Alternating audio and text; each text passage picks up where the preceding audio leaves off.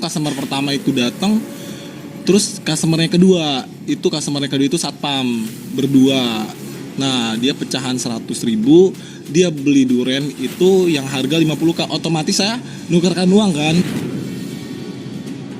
Jarak dari lapak sampai ke warung itu cuma 50 meter aja.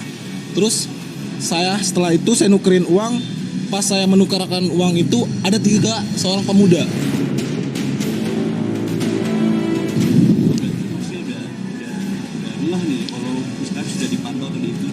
Enggak, itu belum nggak banget, belum tahu. Soalnya pas saya menukarkan uang, tiba-tiba saya disamperin sama 3 orang pemuda.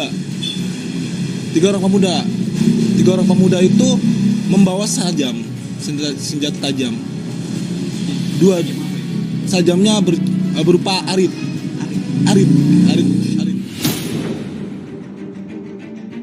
Aman juga tak segera dapat pertolongan ketika dibawa ke puskesmas.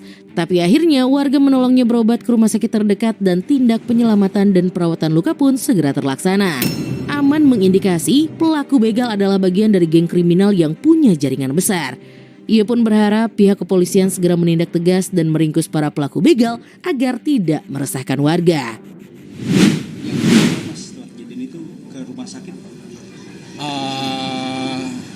Yang pertama sih ada beberapa puskesmas yang saya itu dianggurin. Jadi ada berapa ya, itu saya kehabisan darah itu sekitar, saya nggak dilayani itu selama 2 jam di beberapa puskesmas. Yang puskesmas pertama itu ada di daerah Binong, itu nggak jauh dari TKP. Itu saya cuman udah nyampe di puskesmas itu nggak ada orang siapapun, jadi didiemin aja. Tidak sama sekali dilayani. Itu sama sekali. Akhirnya saya memutuskan bahwa kalau saya diam di sini ya darah saya habis. Sama siapa itu? Kagak ada siapapun pada saat itu. Sama orang penjaga puskesmas didiemin juga. Ke puskesmasnya itu sendiri apa? Sama satpam. Ada satpam yang customer saya yang beli tuh, yang nganterin itu kan satpam ya. Nah, ya itu jadi dia yang nganterin ke puskesmas pertama, ditinggal sama dia di situ. Jadi saya juga udah hampir pingsan karena kehabisan cairan juga kan. Lalu akhirnya saya bilang sama satpam penjaga puskesmas itu bahwa saya aja langsung daripada saya di sini, saya nggak dilayanin. Puskesmas ke 1 juga, itu sama juga, dia niatnya mau ngelayanin saya, cuman nggak ada alatnya.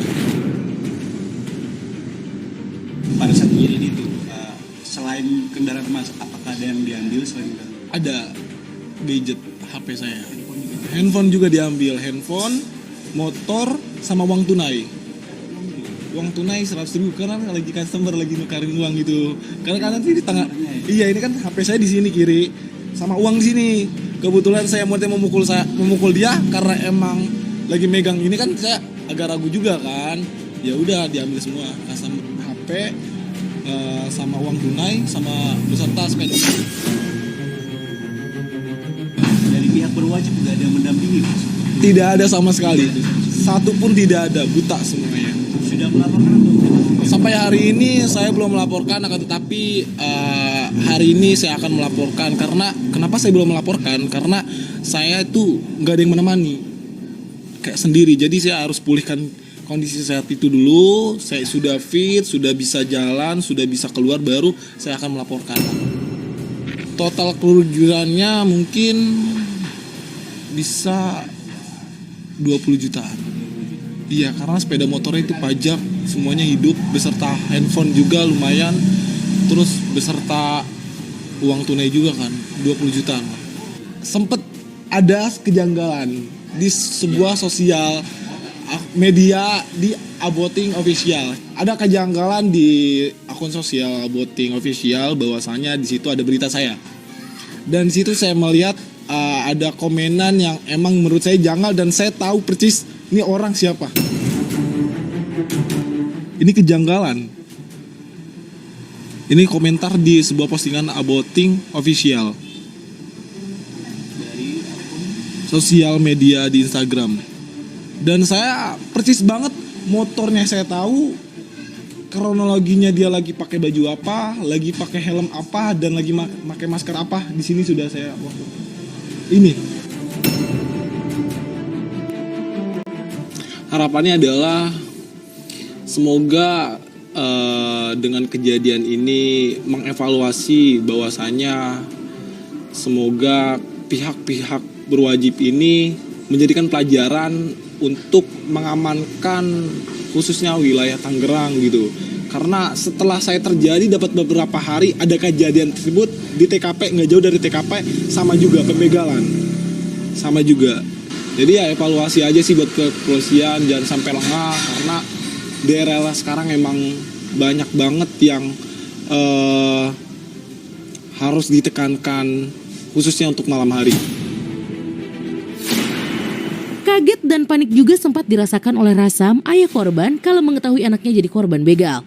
Meskipun begitu, kini ia lega karena nyawa anaknya masih tertolong dan sudah mendapatkan perawatan medis. Menurut Rasam, aktivitas malam seharusnya dihindari agar peristiwa begal sadis tak terulang lagi baik untuk anaknya, keluarganya, atau siapapun di daerah tersebut.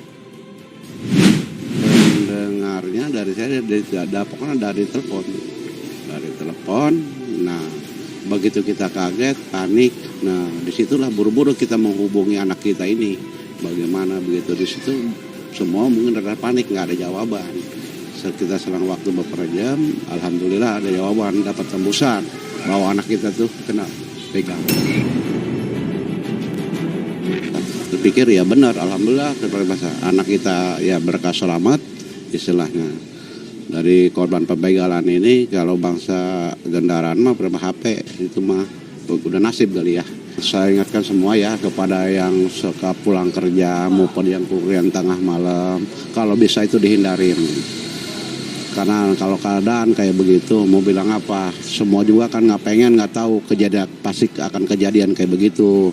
Iya, kita sebagai paribasa orang tua, saya sebagai seorang tua, apalagi itu maka anak-anak saya, saudara saya, keluarga saya kalau bisa hindari kayak begini lagi, jangan sampai terulang lagi. Bagaimana rasanya orang tua sakit, sedih. Followers, tadi kita sudah mendapatkan informasi secara detail dan langsung dari korban kejadian tersebut. Semoga kejadian ini bisa jadi pembelajaran bagi kita semua untuk lebih berhati-hati dan lebih waspada. Saksikan Fallback hanya di Antv.